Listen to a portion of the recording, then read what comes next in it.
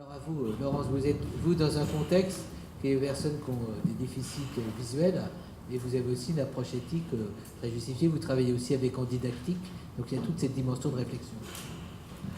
Merci Emmanuel, merci de m'avoir fait intervenir aujourd'hui. Effectivement, moi j'interviens un peu à double titre, puisque je suis maman d'usagers des établissements médico-sociaux. J'ai 2 enfants porteurs de handicap et je suis en même temps directrice d'établissement médico-social, donc d'un CRP, un centre de rééducation professionnelle pour des personnes déficientes visuelles. Donc vous imaginez bien que la question éthique, c'est une question qui me travaille. Alors d'abord, ça me travaille quand même à titre professionnel, parce que quand j'ai pris la direction de ce CRP, il y a 1 an à peu près, j'ai eu très vite à faire face à une question de maltraitance.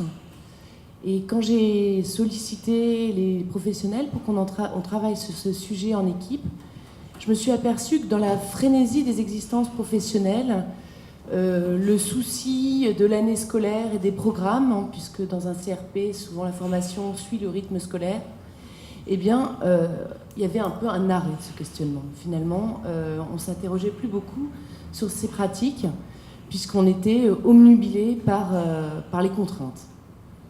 Donc, ça nous a permis de prendre un petit peu de hauteur et de mener tous ensemble cette réflexion. On s'est appuyé sur l'intervention d'un psychologue, à la fois qui anime un groupe d'analyse des pratiques au sein de notre établissement, et également la constitution d'un petit comité éthique qui réfléchit à la définition des concepts clés et en même temps à leur application dans notre quotidien. Alors, mon approche va être très scolaire, puisque j'ai retenu 2 articles de la charte qui ont particulièrement attiré mon attention. L'article 3.4, le savoir expérientiel de la personne, ses compétences et ses aspirations doivent être reconnus et intégrés dans la conception et l'organisation des dispositifs, ainsi que dans les formations. Donc ça m'a parlé, hein, parce que voilà, notre CRP est un organisme de formation. Et ça a soulevé une question essentielle. Dans un établissement où, pour une bonne moitié, les stagiaires n'ont pas le français pour langue maternelle, et sont parfois, depuis peu aussi, sur le sol français.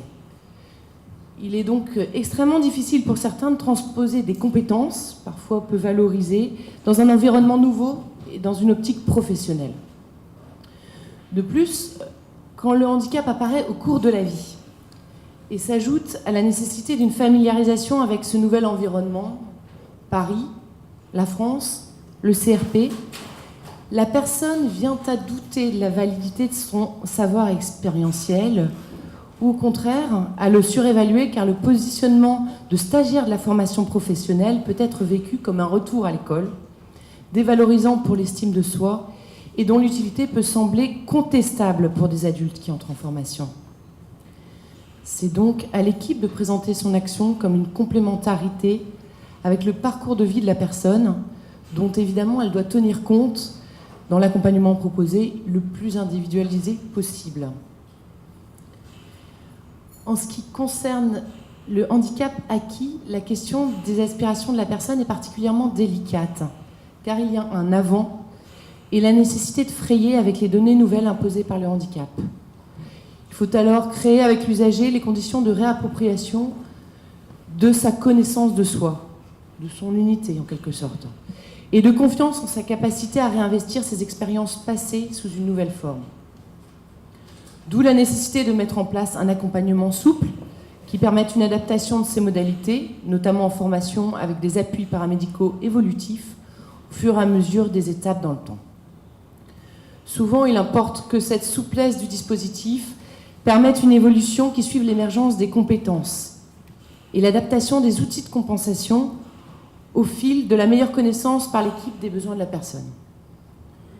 La question du temps est primordiale dans l'accompagnement médico-social, car parfois, les 11 mois prévus par notification permettront juste à la personne de se réapproprier la confiance perdue par l'intrusion du handicap dans sa vie, en sa capacité d'apprentissage, de se familiariser avec les outils sociaux et linguistiques préalables à la formation qualifiante ou à l'insertion professionnelle. La personne se découvre et découvre ses besoins, parfois secondée par une équipe polyvalente dont elle ne percevait au départ pas l'intérêt que sous l'angle de la formation. C'est ce qui valide le caractère indispensable d'un accompagnement pluriel, coordonné et étoffé par l'intervention de réseaux de proximité, afin de concevoir des dispositifs adaptés au profil de chacun des usagers. Il importe toutefois pour les équipes de favoriser l'implication et la responsabilisation de la personne avant tout. Ce qui m'amène à m'intéresser au point 3.5 de la charte. L'accès informé et accompagné à un soin juste et pertinent favorise l'implication et la responsabilisation de la personne dans le processus de soins en tenant toutefois compte de ses propres souhaits. Alors là, mon âme de mère de famille réapparaît et je me demande pourquoi on a inséré un toutefois. Ce me paraît primordial en effet. Il ne faut pas se contenter, à mon sens, de l'associer. Il faut que ce soit la personne qui pilote. Trop souvent, la méconnaissance des dispositifs ou leur rigidité ne permettent pas aux personnes de décider en connaissance de cause de l'orientation qui leur convient. La pertinence de l'accompagnement proposé est elle aussi à questionner dans la quête trop souvent présente dans le médico-social d'une solution, qui n'est pas toujours la solution. Le préalable étant la connaissance la plus claire possible par l'usager de sa situation et des empêchements qu'elle peut générer. Une personne qui perd la vue jusqu'à ce que ça lui arrive n'a en effet que très rarement connaissance de l'utilité de l'accompagnement par une instructrice de locomotion. Un grand danger serait, à mon sens, l'infantilisation de l'usager adulte et parfois un assistanat trop poussé d'un jeune qui freinerait son autonomisation, s'il n'était pas étroitement associé au choix de la proposition d'accompagnement qui serait adéquate à sa situation. Le travail sur l'objectif que la personne cherche à atteindre est essentiel, car l'usager y puisera sa motivation. Les freins, les écueils, les risques sont également à envisager avec la personne pour éclairer son choix.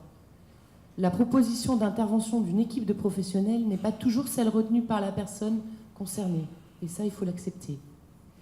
Il s'agit alors d'accompagner la décision prise par l'usager, et c'est là parfois un positionnement éthique délicat, car il faut avant tout respecter un choix fait à la lueur d'arguments que les professionnels chevronnés, bien documentés, doivent accepter de ne pas maîtriser. Je vous remercie de votre attention.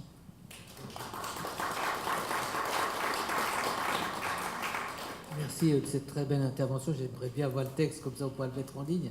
Mais ça ne nous donne que plus d'envie d'aller vous rejoindre à Forgeat, parce qu'on a prévu, et l'espace éthique va dans des EHPAD, dans différents établissements. On va aller d'ailleurs à la Chênaie avant la fin du mois, donc retrouver l'équipe de Damien Jean. Donc on est content par avance. Ah oui, je vais chercher là alors que vous êtes là, mais c'est bien. Ça prouve que j'ai toute ma lucidité à cette heure précise. Mais merci d'abord de cette intervention qui nous a permis d'éclairer un certain nombre de points. Et quand vous dites toutefois c'est important, je vous garantis, c'est assez extraordinaire quand vous travaillez comme ça en équipe. J'ai envoyé donc les différentes phases d'évolution de notre charte et il y avait quelqu'un qui me disait ce mot il faut le supprimer, mais ce mot toutefois est nécessaire et quelquefois on palabrait entre nous pour savoir, et vous avez vu à quel point la petite nuance est intéressante. En tous les cas, c'est bien si les gens peuvent s'approprier cette charte, la discuter comme on le fait.